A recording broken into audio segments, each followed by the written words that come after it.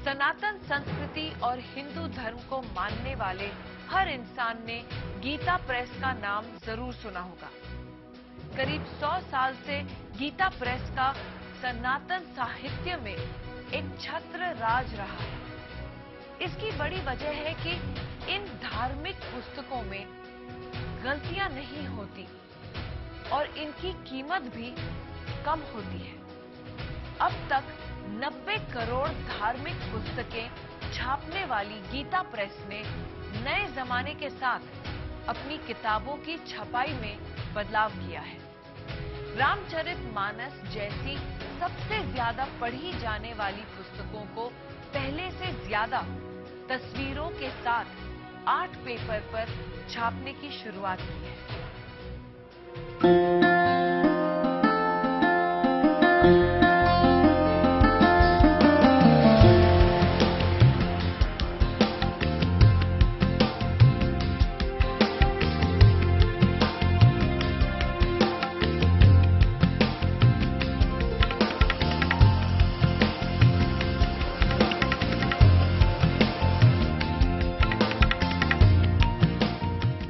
100 साल पुरानी गोरखपुर की गीता प्रेस आध्यात्मिकता की धरोहर, सनातन साहित्य का सबसे बड़ा भंडार, जिसके द्वार पर लिखा है सत्यम वद धर्मचर, यानी सत्य बोलो और धर्म का पालन करो। यही है गीता प्रेस का सूत्रवाक्य और जीवन का सार बताने वाले पार्थ सारथी यानी अर्जुन के सारथी भगवान श्री कृष्ण यहां के मुख्य द्वार पर ही दिखते हैं।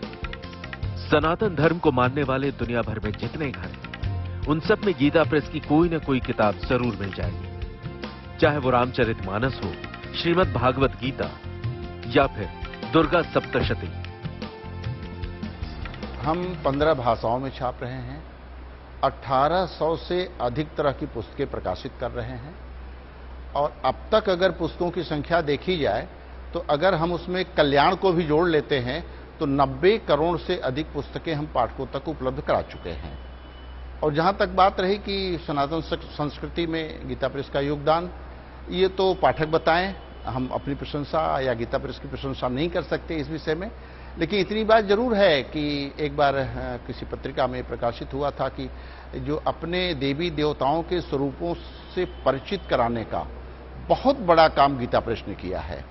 और मेरी बात सुनी हुई है कि गीता प्रेस से प्रकाशित होने वाले कल्याण को पढ़ने के लिए लोगों ने हिंदी सीखी।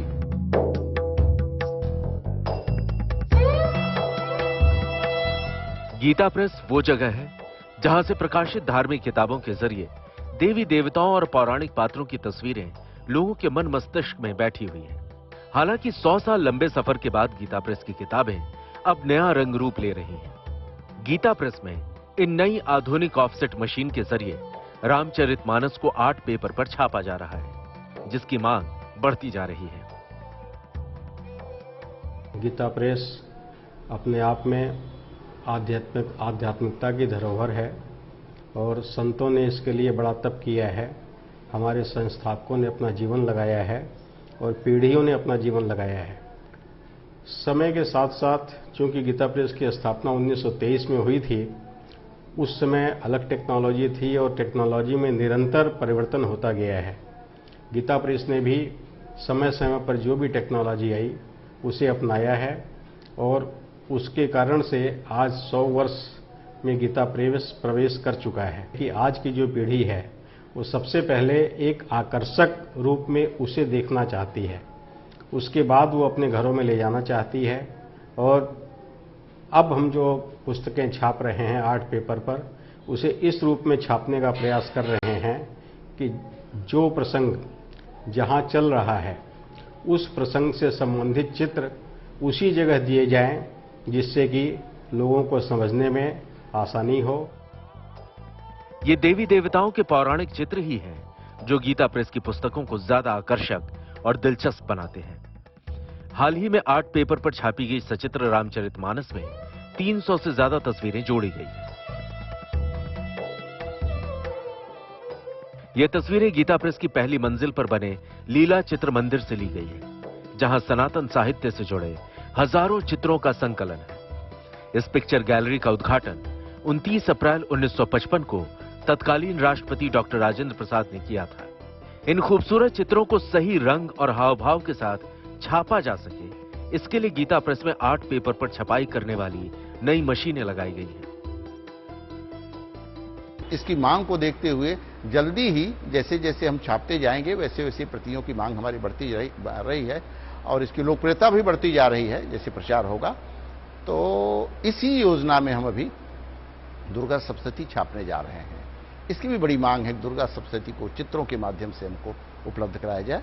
उसके बाद फिर शिव पुराण की इच्छा है, तो देखिए ठाकुर जी की जैसी इच्छा है, लेकिन चित्र हम जितने अधिक भगवान की लीला के देते हैं उस पुस्तक की लोकप्रियता उतनी ही ज्यादा बढ़ी रहती है। कि गीता प्रेस के जो चित्र हैं वो शास्त्रीय के मतलब शास्त्र के आधार पर बनाए हुए हैं।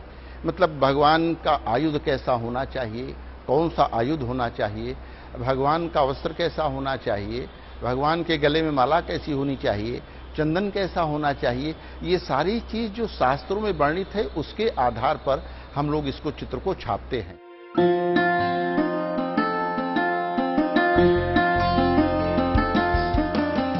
जाहिर है गीता प्रेस की पुस्तकों में हो रहा ये बदलाव खासतौर पर युवा पीढ़ी के लिए अहम है। नए जमाने के साथ कदम मिलाने की कोशिश कर रही गीता प्रेस में आज भी उन सभी परंपराओं का पालन किया जा रहा है जो बरसों से चली आ रही है। जैसे गीता प्रेस की किताबों की विशेषता रही है कि छपने के बाद किताबों के पन्नों को बाइंडिंग और बाजार तक पहुंचाने तक कभी भी जमीन पर नहीं रखा जाता। इन्हें रखने के लिए लकड़ी के स्टैंड इस्तेमाल किए जाते हैं। आज आप देवी देवताओं के जितने चित्र देखते हैं वो चित्र इसी चित्र लीला मंदिर से लिए गए हैं। पर ये चित्र सिर्फ गीता प्रेस की छापी हुई किताबों पर ही नहीं है, ये असंख्य जनमानस के मन मस्तिष्क पर भी है।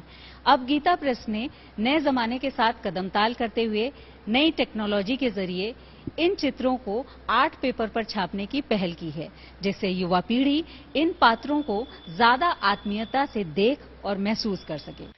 इस वक्त हमारे साथ गीता प्रेस के ट्रस्टी देवी दयाल अग्रवाल जुड़े हैं। देवी दयाल जी, आपका स्वागत है गुड न्यूज टुडे पर।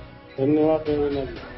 देवी दयाल जी, ये बताइए कि आज के डिजिटल युग में सभी किताबें ऑनलाइन मिल जाती हैं, क्या इसका असर आपकी पुस्तकों पर भी पड़ा है?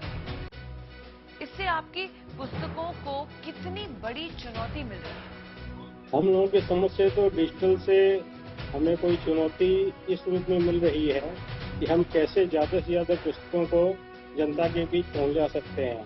हो क्या रहा है कि जब आध्यात्मिक पुस्तकें डिजिटल प्लेटफॉर्म पर लोग देख रहे हैं तो उसके बारे में और विशेष जानने की रुचि बढ़ रही है। तो हम तो ये देख रहे हैं कि डिजिटल प्लेटफॉर्म हमारे लिए एक सकारात्मक साधन बन रहा है हमारी पुस्तकों में ज्यादा प्रचार प्रसार में, क्योंकि आध्यात्मिक पुस्तकें पूजा पाठ अनुष्ठान आध्यात्मिक चीजों के जानकारी के लिए लोग ज्यादातर लेते हैं और वो प्लेटफॉर्म केवल डिजिटल से उसकी पूर्ति नहीं हो पाती। आने वाले समय में और कौन-कौन सी नई पुस्तकें छापने की तैयारी कर रहे हैं आप? अभी जो समय बीता है उसमें श्रीमद् भगवत गीता, जिसको कि आर्ट पेपर पर हम लोग 4 भाषाओं में हिंदी, अंग्रेजी, गुजराती, मराठी ये छाप चुके हैं एवं बांग्ला एवं तेलुगु में काम चल रहा है। जल्दी ही जनता के सामने आर्ट पेपर पर 100 चित्रों से ज्यादा उसके अंदर रहेंगे प्रसंगानुकूल, इस रूप में कार्य चल रहा है।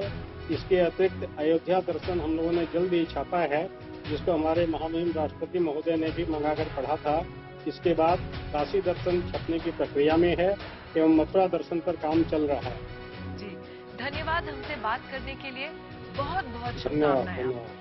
नमस्कार। फूलों की खुशबू माहौल बदल देती है ना? गुलाब, चंपा, चमेली, अनगिनत फूल और सभी की अलग अलग खुशबू। फूलों से ही इत्र बनता है जो सबको पसंद आता है। हालांकि मार्केट में विदेशी कंपनियों के एक से बढ़कर एक ब्रांड है, लेकिन सदियों से हमारे देश में इत्र बनाने की जो परंपरा चली आ रही है वो अपनी जगह कायम है। दिल्ली के चांदनी चौक में एक दुकान है 200 साल पुरानी। आज भी इस दुकान के इत्र का कोई जवाब नहीं।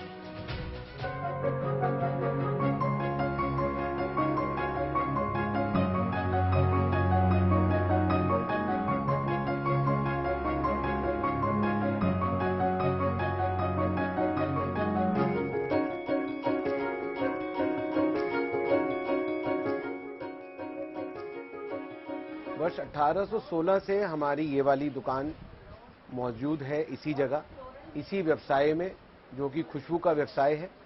और सारे जितने भी हमारे पास आपको उत्पाद मिलेंगे, जितने भी हमारे पास आपको खुशबू से रिलेटेड सब चीज हमारे पास आपको उपलब्ध रहेगी। आज इस दुकान को चलाने में हमारे पास 7वीं और 8वीं पीढ़ी है। हमारी स्पेशलिटी या हमारी जो एक आप कहेंगे कि एक यूएसपी है आज के शब्दों में, तो हर प्रकार का नेचुरल इत्र, प्योर, जो किसी प्रकार से बनाया हुआ है तो वो फूलों से ही बनाया हुआ है सिर्फ, वो हमारा एक बहुत स्पेशलिटी है।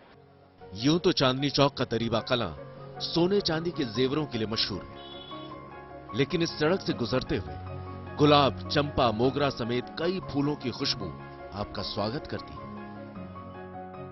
नाम या पता मत पूछिए, इत्र की यह खुशबू खुद ब खुद आपको दुकान नंबर 320 के सामने ले जाएगी।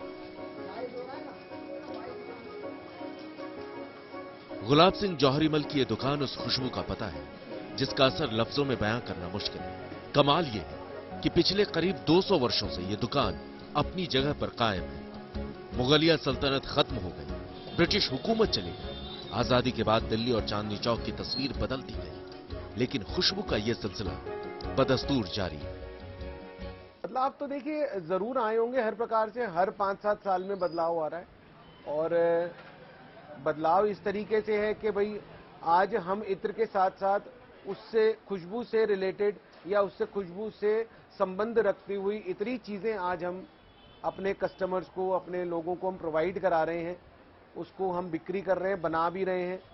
तो पहले के समय में और आज के समय में बदलाव तो डेफिनेटली बहुत ज्यादा है। मेरा मानना यह है कि आज से कोई 20 साल पहले इत्र को एक लग्जरी समझा जाता था, लेकिन आज का जो परिप्रेक्ष्य है उसके अंदर इत्र जो है वो एक नेसेसिटी बन गया, एक जरूरत बन गया। क्योंकि हर एक आदमी ये चाहता है कि उसका एक जो ऑरा है, जब वो किसी के सामने जाके बैठे या किसी से बात करे तो उसका जो प्रेजेंटेशन है, जो ऑरा है, वो बहुत अच्छा लगे। उसके मद्देनजर रखते हुए इत्र का या खुशबू का जो महत्व है वो काफी बढ़ गया है। अगर आप इंटरनेशनल ब्रांड से कंपैरिजन करेंगे, वैल्यू वाइज हमारे जो इत्र हैं वो बहुत वैल्यू फॉर मनी है। आपको बहुत कम खर्चे के अंदर बहुत बढ़िया इत्र हम प्रोवाइड करा रहे हैं, लेकिन हर एक की क्योंकि जेब उसको अलाउ नहीं करती कि वो इंटरनेशनल ब्रांड्स को खरीद के इस्तेमाल कर सके, तो उनके लिए हमारे इत्र एक बहुत अच्छे ऑप्शन है।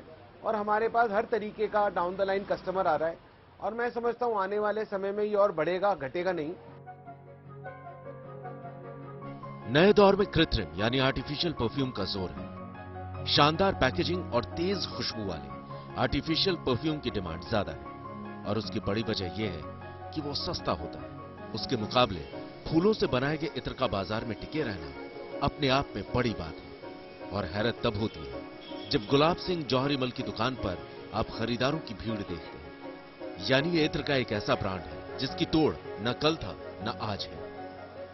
आप कोई प्योर इत्र लेते हैं तो वो 10 ग्राम की कीमत 4400 रुपए, 6000 रुपए, 10,000 रुपए, वो अलग अलग कीमत का हो जाता है। उसमें सबसे जो फाइन क्वालिटी की चीज है या जो सबसे बढ़िया चीज हमारी स्पेशलिटी है वो रूह गुलाब है, जो कि 3600 रुपए की 1 ग्राम है। जब दुकान 7 पीढ़ी की है और 8वीं पीढ़ी इसको साथ चला रही है, तो हमारे कस्टमर्स जो हैं वो भी डेडिकेटेड कस्टमर्स हैं, वो भी 3-3, 4-4 पीढ़ी के हैं जो आते हैं और बताते हैं और इस्तेमाल करते हैं।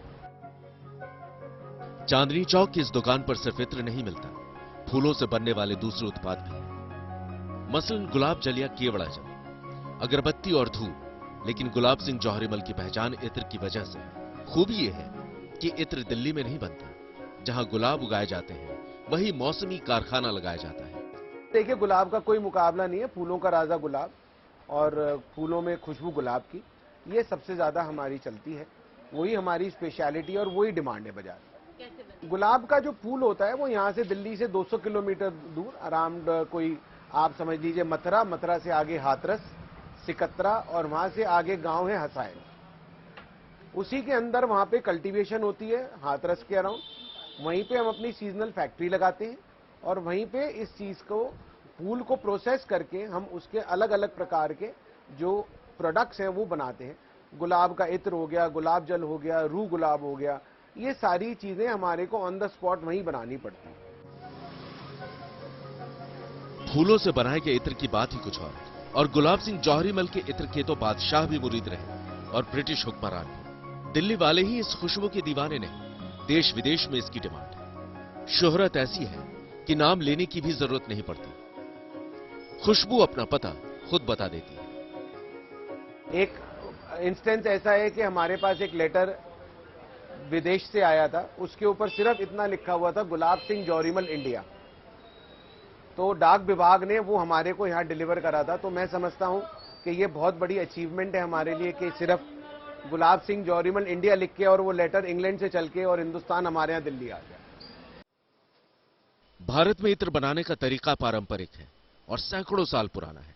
इसके तहत फूलों को पानी में डालकर हल्की आंच पर उबाला जाता है और भाप को एक नली के जरिए दूसरे बर्तन में जमा किया जाता है। यह पूरी प्रक्रिया बेहद धीमी होती है, जिसे धीरज के साथ किया जाता है। लेकिन सिर्फ तकनीक से ही सब कुछ नहीं होता, कारीगर का हुनर बेहद मायने रखता है और अपने खास हुनर की वजह से ही गुलाब सिंह जौहरीमल की 8 पीढ़ियों का इत्र के कारोबार में दबदबा कायम है। अगर इरादे मजबूत हो, लक्ष्य पर नजर हो, तो क्या कुछ नहीं किया जा सकता। भीड़ की जरूरत नहीं होती, मुट्ठी भर लोग मिलकर ही एक बड़ा बदलाव ला सकते हैं। आसाम में एक जिला है मोरीगांव। 64 साल पहले वहां कुछ किसानों ने मिलकर एक मिल्क कोऑपरेटिव सोसाइटी की शुरुआत की, जो आज मिल्क प्रोडक्ट्स में एक बड़ा ब्रांड बन चुकी है। हर साल बाढ़ से जूझने वाले आसाम में इसने किसानों के लिए इनकम का रास्ता खोला है। दिलचस्प बात यह है कि 1962 में जब चाइना के खिलाफ जंग चल रही थी, तब इसी डेयरी ने भारतीय जवानों के लिए दूध की सप्लाई की थी।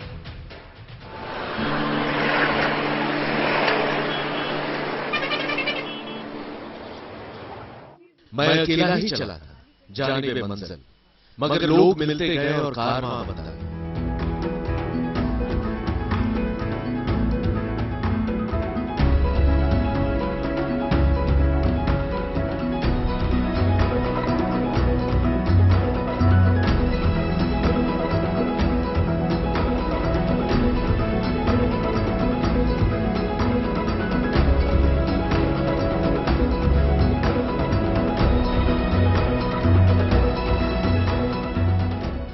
करीब 6 दशक पहले छबीलाल शर्मा और नंदलाल उपाध्याय की अगुवाई में जो कारवां चला, उसके पास एक मकसद था।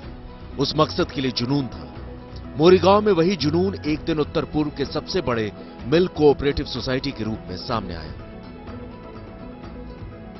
करीबन 1924-25 से गोपालन की जो वृत्ति है वो शुरू हुई थी अनऑर्गेनाइज्डली। तो बाद में आके 1958 में इसका रजिस्ट्रेशन हुआ और ये आसाम कोऑपरेटिव एक्ट पे ये आ गया। तो 1958 से लेके आज ये 64वां साल चल रहा है ये कोऑपरेटिव का। जब शुरुआत हुआ था उस वक्त 20-25 शुरू से 1924-25 में, अब आके जब रजिस्ट्रेशन हुआ तब 17 जन थे फार्मर्स हमारे ऑनरेबल जो फाउंडर है। इसके बाद अभी जो है हम प्रत्यक्ष परोक्ष रूप से, प्रत्यक्ष हमारे करीबन 1000 फार्मर्स होंगे, डेयरी फार्मर्स, और परोक्ष रूप से हर एक फार्म में जो लिवलीहुड जनरेट हो रहा है, हमारा मार्केटिंग पे जनरेट हो रहा है, हमारा इंडस्ट्री पे हो रहा है। सारा मिला के हमारा 5 से 6 हज़ार परिवार अभी हम लोग एम्प्लॉयमेंट जनरेट कर रहे हैं यहाँ पे। तो नॉर्थ ईस्ट का सबसे बड़ा कोऑपरेटिव सोसाइटी है, आज दावे के साथ कह सकते हैं। कहानी मोरीगांव के अमली घाट इलाके की। दूध के कारोबार में बिचौलियों से परेशान कुछ किसानों ने एक बड़ा फैसला किया। दूध की सही कीमत मिले और पशुपालन किसानों की ताकत बने, इसके लिए सहकारी समिति बनाने का फैसला किया गया। नाम दिया गया सीताजा खला दुग्ध उत्पादक समबाई समिति। जो मुहिम किसानों की बेहतरी के लिए शुरू की गई, उसका फायदा भारतीय सेना को भी मिला। चीन के साथ 1962 की लड़ाई के दौरान सीताजा खला ने जवानों को दूध की सप्लाई की। 1958 में जब हमारा शुरुआत हुआ तो 1962 में चाइना एग्रेशन जब हुआ था, तो ड्यूरिंग इमरजेंसी हमने विद असम गवर्नमेंट हमने दूध पिलाया था इंडियन आर्मी को। वो हमारे पास तथ्य है। आमतौर पर असम बाढ़ से प्रभावित रहता है, जब नदियों में उफान आता है तो ज्यादातर इलाके पानी में डूब जाते हैं, फसलें बर्बाद हो जाती हैं और किसान असहाय नजर आते हैं। ऐसे हालात में सीताजा खला दुग्ध उत्पादक समिति किसानों का संबल बन गई। न सिर्फ किसानों की कमाई का जरिया तैयार हुआ, बल्कि बेहतर जिंदगी की गारंटी मिल गई। मैं ये सीताजा खला में गाय पालन करके मैं अपना फैमिली चलाता हूं और अभी मेरा दूध कम से कम 250 लीटर पर डे है। मेरे पिताजी यहीं का फाउंडर है, 17 मेंबर में मेरे पिताजी भी फाउंडर है और कोऑपरेटिव से हमारा फैमिली का एसेट हुआ है सब। मेरा बड़ा भैया यहीं दूध दे के यहीं से आज IIT में फैकल्टी है। हाँ, और हमारा जितना फैमिली है एस्टेब्लिश सब सीताजा खला से ही हुआ है। लोगों की जिंदगी सुधर गई है। लोगों का, हम लोग का जितना फैमिली है और लोकल में जितना फैमिली है, इसका ऊपर है भरोसा है। जिंदगी यहीं से शुरू है। पिछले कुछ वर्षों में सीताजा खला एक बड़ा ब्रांड बन गया है। इसके दूध और दूध से बने दूसरे उत्पादों की पहचान बनी, उनकी मांग बढ़ी। बदलते वक्त के साथ यहां पशुओं की अच्छी नस्ल लाई गई, दूध का उत्पादन बढ़ाया गया और साथ ही मिल्क प्रोडक्ट की क्वालिटी को बेहतर बनाया गया। कुरियन साहब का जब ऑपरेशन फ्लड था तो 1972-73 में 73-74 में हमारे यहाँ पे जो क्रॉसब्रीड काऊ का यहाँ शुरू हो गया। पहले लोकल हुआ करते थे, उसके बाद हमने 2002 में हमने क्रॉसब्रीड HF यहाँ पे हमारे पे आया। तो इसके बाद रही गवर्नमेंट का जो हेल्प का बात, गवर्नमेंट का जो सपोर्ट है वो गवर्नमेंट का सपोर्ट, फाइनेंशियली सपोर्ट जो है, फाइनेंशियल सपोर्ट में हम गवर्नमेंट ने हमको इस हमारा प्रोसेसिंग प्लांट के लिए हमको 50 लाख रुपीस असम गवर्नमेंट ने दिया था। अभी जो चीफ मिनिस्टर साहब है उन्होंने हमको दिया हुआ था, पहले जो कोऑपरेटिव मिनिस्टर थे। तो 50 लाख रुपया से हमने अपना मन बना लिया कि हम लोग 5 से 6 करोड़ का काम करेंगे। तो इसके चलते हमने थोड़ा भी, हमको ड्यूरिंग कोविड भी हमको प्रॉब्लम भी आया, पर क्या है फार्मर्स जब एकजुट हो जाते हैं ना तब तो शायद इसलिए हम लोग अभी तक बचे हुए हैं। क्योंकि हमारे पास बगल में ही 3 इंडस्ट्री थे असम में, तो वो मिडिल असम में तीनों इंडस्ट्री आज के डेट में नहीं है। आर्थिक तौर पर पिछड़े असम में मोरीगांव का दूध वाला मॉडल कामयाबी की एक मिसाल है। इस बीच यहाँ कई और मिल्क प्लांट खोलने की कोशिश हुई, लेकिन निजी प्रयासों को खास कामयाबी नहीं। जबकि किसानों के दम पर सीताजा खला दिन ब दिन आगे बढ़ रहा है। मोरीगांव के अलावा गुवाहाटी, कामरूप और नागांव जिलों में इसका मजबूत बाजार है। जो इंफ्रास्ट्रक्चर है उस पर काफी हमने सोच रखी है, गवर्नमेंट को भी हमने अर्जी रखी है। अगर गवर्नमेंट और हम एक साथ मिलकर, जैसे आसाम के चीफ मिनिस्टर साहब ने बताया कि 10 लाख लीटर डेली दूध जो प्रोडक्शन का जो एम उन्होंने रखा है अगला 7 साल में, तो हम उसमें जुड़ना चाहते हैं। और इसमें हमारा अभी 10 से 12 हजार लीटर दूध हम लोग प्रोसेस कर रहे हैं। तो एनविशेस तो रहता ही है, क्योंकि अभी 3rd जनरेशन में हम लोग पढ़े लिखे हैं, तो इसमें जुटे हैं, तो इससे हमको उपजाऊ करना है। अच्छी बात यह है कि सोसाइटी के पढ़े लिखे युवा भी जुड़े, यानी किसानों की ताकत बनने के साथ साथ सीताजा खला ने युवाओं के लिए रोजगार के अवसर दिए, अनगिनत परिवारों को समृद्धि दी। मेरा बर्थडे है 12 जून 1958 और सोसाइटी का जन्म है 11 जून 1958। एक दिन मैं छोटा हूँ सोसाइटी से। तो फिर मेरे पिताजी और हम लोग का जो कम्युनिटी है सब ने मिल के, पहले से जब मेरा जन्म हुआ मैं थोड़ा जानने लायक था, उस समय देसी गाय और भैंस पहाड़ में पालते थे। मैं वहाँ से शुरू हूँ, तो फिर मैंने यही कारोबार लिया और इसी से अभी गुजरा चल रहा है। और मेरा बेटा दोनों पढ़ाया लिखाया, इसी से दो इंजीनियर बनाया, 2 लड़का को। देश के एक छोर पर आणंद में अमूल ने दुग्ध सहकारी आंदोलन के तौर पर कीर्तिमान बनाया है। ऐसा ही प्रयास देश के दूसरे छोर पर मोरीगांव में नजर आता है। यहाँ किसानों के चेहरे पर खुशहाली है और इस खुशहाली का ब्रांड है सीताजा खला। कुदरत से बड़ा चित्रकार कोई नहीं। नदी, पहाड़, पेड़, पत्थर, जहां नजर डालो प्रकृति के खूबसूरत नजारे दिखाई देंगे। कुदरत की चित्रकारी का एक नायाब नमूना शजर पत्थर भी है। दुनिया भर में शजर पत्थर सिर्फ भारत की 2 नदियों केन और नर्मदा में पाए जाते हैं। बुंदेलखंड के बांदा जिले की केन नदी में मिलने वाले ये दुर्लभ पत्थर बेहद खूबसूरत होते हैं। जानकार कहते हैं कि कोई भी दो शज्जर पत्थर एक जैसे नहीं होते, मतलब हर एक पत्थर में अलग अलग चित्रकारी।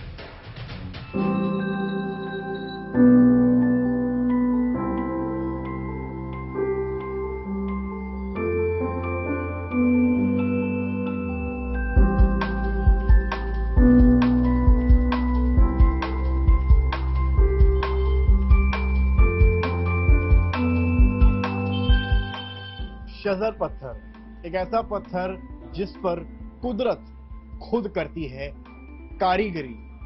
आपने आगरा में ताजमहल जरूर देखा होगा, पर अगर मैं वही ताजमहल आपको बांदा में दिखाऊं तो शायद आप इस ताजमहल को देखकर चौंक से जाएंगे। पर जब आप इसकी खूबसूरती को देखेंगे और इस पर लगे उस शजर पत्थर को देखेंगे जिसके लिए बांदा जाना जाता है, तो आप अचंभित रह जाएंगे इसकी खूबसूरती देखकर। जो खूबसूरती इस पत्थर की है और किस खूबसूरती से इसको ताजमहल के फॉर्म में ढाला गया है, ये देखते ही बनता है कि आखिर जो जिलेवार खूबसूरती पूरे उत्तर प्रदेश में बसी है उसकी कहानी तस्वीर कुछ और ही है। शजर पत्थर कैसे बनता है, क्या होता है, वो हम बताएंगे, पर पहले आपको दिखाएंगे कि शजर पत्थर की खूबसूरती क्या है। आप अगर इस तरफ नहीं आएंगे तो आप देखेंगे यहाँ पर रिंग्स कई सारी हैं, यहाँ पर आप देखेंगे अंगूठियां। इन अंगूठियों में भी जो आप देखेंगे तो ये शजर पत्थर लगा हुआ है। शजर पत्थर की खासियत यही है कि इसमें तरह तरह की कलाकृतियां होती हैं, और ऐसा नहीं है कि पत्थर में कोई कलाकृतियां कोई बनाता है, ये अपने आप बनी होती हैं। ये कुदरत का करिश्मा है। जैसा कि इसमें आप देखेंगे एक पेड़ की कलाकृति बनी है। आप तमाम इधर अगर आप आएंगे, इसको अगर आप गौर से देखेंगे तो आप यहाँ पर पाएंगे कछुए की आकृति, इसमें लिखा भी हुआ है। ये देखिए कछुए की आकृति बनी है। यहाँ पर आप देखेंगे ओम के ऊपर ब्रह्मा जी, यहाँ पर आपको ब्रह्मा जी ओम के ऊपर नजर आएंगे। यहाँ आपको भगवान गणेश की भी आकृति नजर आएगी। तमाम ऐसी आकृतियां आप इन छोटे छोटे पत्थरों में पाएंगे।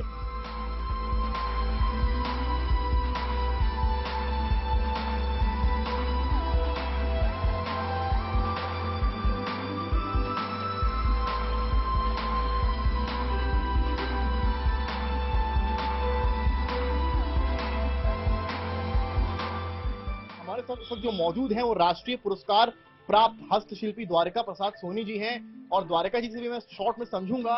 द्वारिका जी, ये दर्शकों को बताइए कि पत्थर कैसे निकाले जाते हैं और ये क्या कलाकृतियां अपने आप बनी होती हैं, तो कैसे बनती है?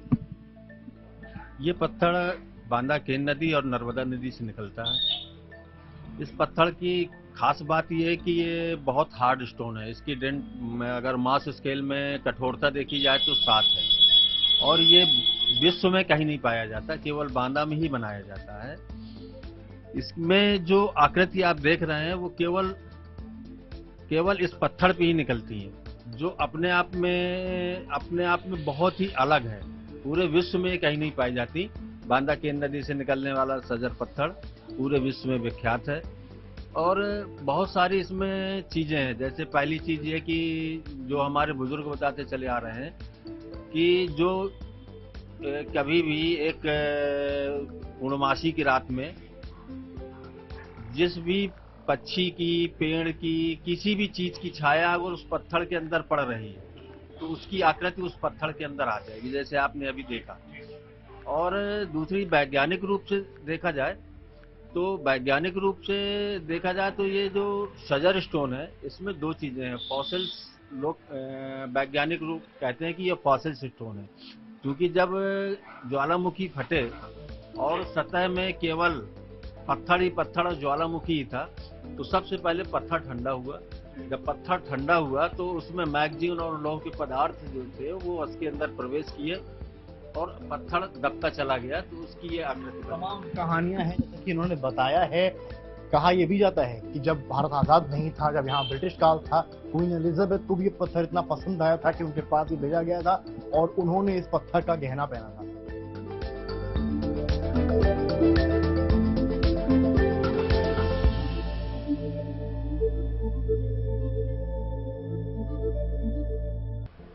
इसकी खास बात यह है कि ये ऐसा पत्थर निकलता है, और पत्थर निकलने के बाद हम लोग जब मल्लाह वगैरह ढूंढ करके लाते हैं हमारे पास, तो हम इसको बहुत गौर से देखते हैं और चिप तोड़ करके देखते हैं, तो इसके अंदर आकृति की लाइनिंग दिखती है।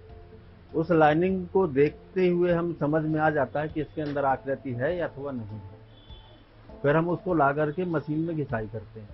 कटिंग करने लायक हुआ तो कटिंग करते हैं, और अगर घिसाई करने लायक हुआ तो घिसाई करते, और फिर इसके हम लोग चिप्स काट लेते हैं। मतलब 3 mm मोटा जो है परत काट के घिसाई करते हैं, शेप करते हैं, और जो जैसा शेप देना है, जिसके अंदर आकृति जैसी निकलती है, उस आकृति के हिसाब से हम लोग शेप देते हैं, और शेप दे करके इसमें पॉलिश करते हैं। पॉलिश करने के बाद बिल्कुल सेम ऐसा नगीना निकलता है।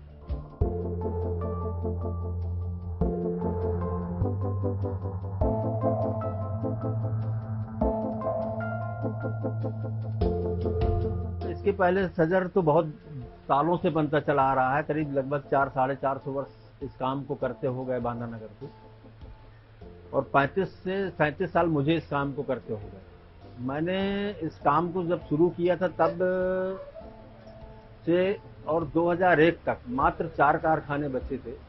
ये मृत प्राय उद्योग हो गया था, और ये बिल्कुल अंतिम सांसें गिन रहा था कि ये कब खत्म हो जाए। तो इसका जो बेस्ट मटेरियल था, उससे मैंने सोचा कि अब कुछ नया किया जाए, जिससे उस उद्योग को आगे उन्नति मिले और इसको बढ़ावा मिले। तो हमने जो है इस उद्योग को बढ़ाने के लिए नए प्रकार की जो वेस्टेज निकलता था, उससे कलाकृतियां बनाना शुरू कर दी। जैसे कालिंजर फोल्ड, अजय दुर्ग था, उसको बनाया। फिर ताजमहल बनाया। फिर ताजमहल बनाया तो 2-4 बिक गए, तो फिर ये हुआ कि नहीं, अब आइटम भी बिक सकते हैं, तो फिर और बनाना शुरू किए। 5-6 ताजमहल बनाया। बनाने के बाद फिर टेबल लैंप बनाया, जिसमें राष्ट्रपति पुरस्कार प्राप्त हुआ। उससे और उल्लास पैदा हुआ कि नहीं, जब उत्तर प्रदेश सरकार और भारत सरकार हम लोगों को प्रोत्साहित कर रही है, तो क्यों ना हम इसको जो है आगे बढ़ाएं। तो इसमें और बहुत सारी कलाकृतियां बनाई। इस समय वर्तमान में मैं राम मंदिर का निर्माण कर रहा हूँ।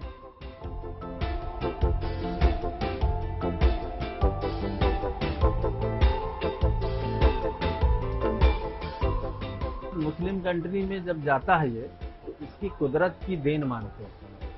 ये कुदरत का तोहफा है।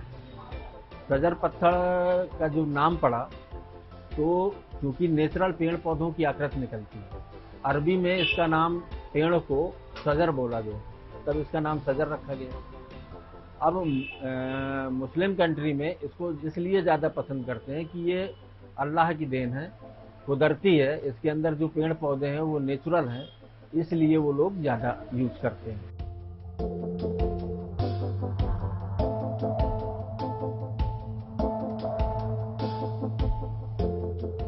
बांदा के शजर पत्थर की खूबसूरती देखते ही बनती है, और अगर इस खूबसूरती को एक धार्मिक नाम दे दिया जाए, और वो नाम और कुछ किसी चीज का नहीं बल्कि अयोध्या में बन रहे राम जन्मभूमि यानी कि राम मंदिर का हो, तो क्या ही कहने। और अब मैं आपको जो तस्वीर दिखाऊंगा वो ठीक वैसी ही आप पाएंगे।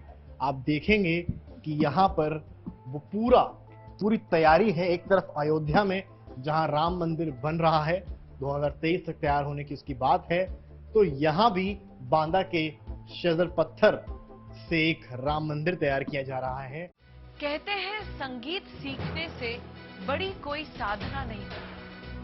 संगीत हमारे जीवन को शांत और खुशहाल बनाता है। सुर, लय, ताल की साधना शरीर में नई ऊर्जा भर देती है। इससे तन और मन दोनों पवित्र हो जाते हैं। इस बात की अहमियत समझते हैं पंजाब के लुधियाना में बसा एक ऐतिहासिक गांव। इस गांव का हर बच्चा शास्त्रीय संगीत सीखता है। यहाँ के बच्चों के लिए संगीत सीखना उतना ही जरूरी है जितनी की पढ़ाई लिखाई और खेलकूद।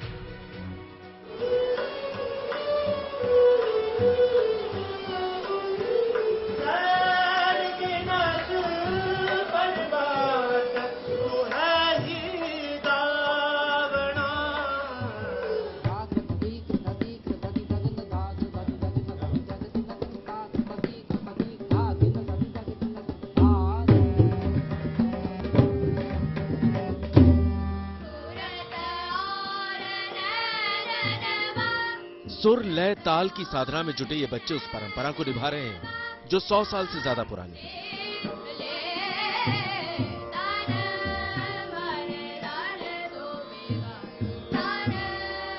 इन बच्चों के लिए शास्त्रीय संगीत सीखना अनिवार्य है, लेकिन इसके लिए उन्हें कोई पैसा खर्च नहीं करना पड़ता।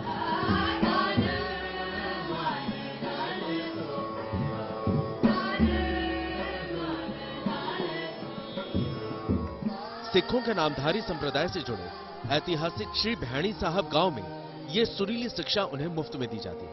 इसलिए लुधियाना के इस गांव को पंजाब का सुरीला गांव कहा जाता है।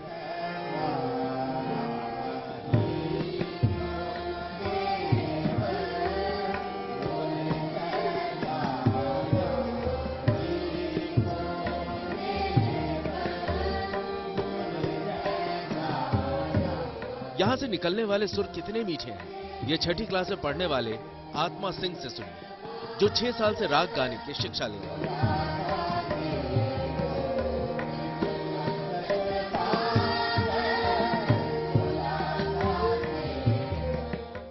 मैं हर कीजे रब रहमान, मैं हर कीजे रब रहमान,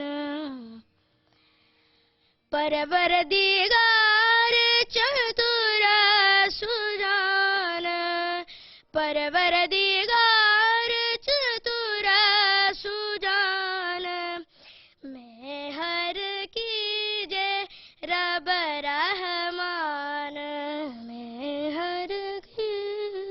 मैं पिछले 10 सालों तो म्यूजिक दी स्टूडेंट हाँ एंड क्योंकि म्यूजिक मैनू अंदरों शांति दिंदा है, इस करके मैं इन्ने सालों तो म्यूजिक कंटिन्यू कर रही हाँ।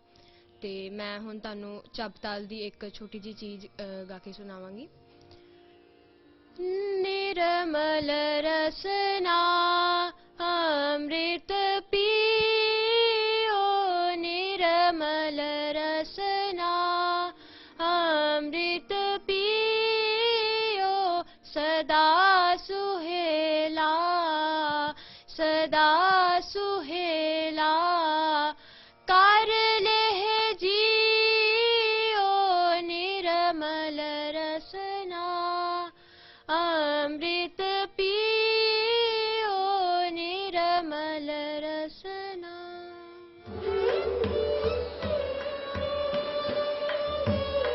कई बच्चे खासतौर पर नामधारी संप्रदाय की विशेष पहचान रहे वाद्य यंत्र दिलरुबा को बजाने की शिक्षा लेते हैं।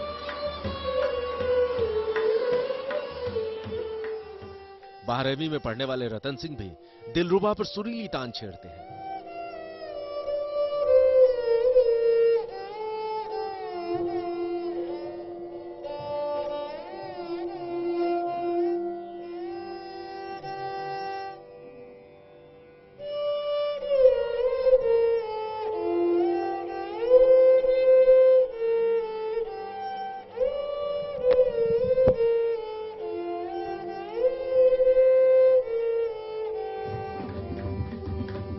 यहाँ कई बच्चे ऐसे भी हैं जो शास्त्रीय संगीत की गायन और वादन दोनों कलाओं में आगे बढ़ रहे हैं।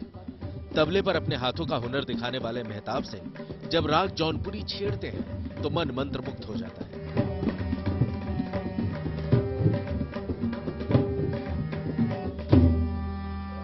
मोरा घर वाला गो आए आज, मोरा घर वाला गो आए आज, तुम परदेस जाके बसे हो, तुम परदेस जाके बसे हो, मैं गिन गिन तार जागू रतिया, मोरा घर वाला गो आए आज, मोरा घर वाला गो आए आज, मोरा घर वाला गो आए आज, लगो आए आज, लगो आए आज।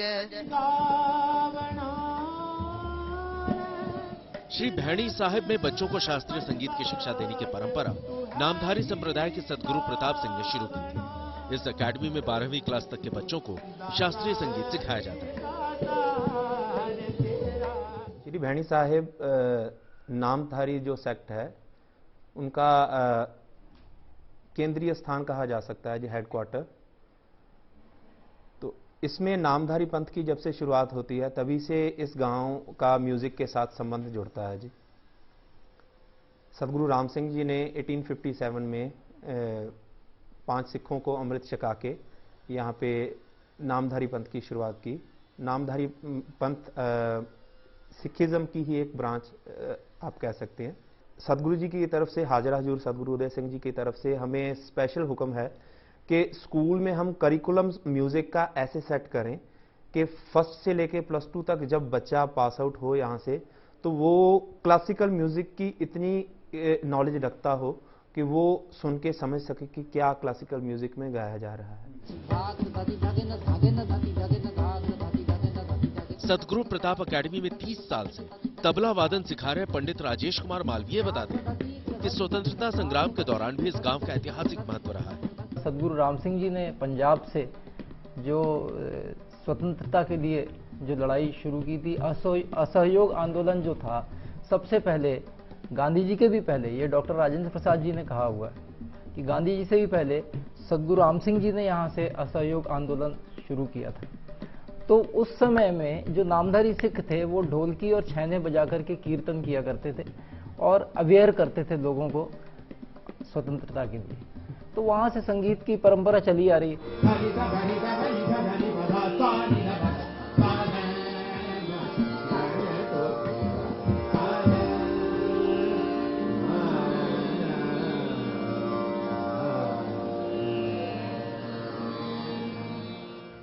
आज के लिए बस इतना ही।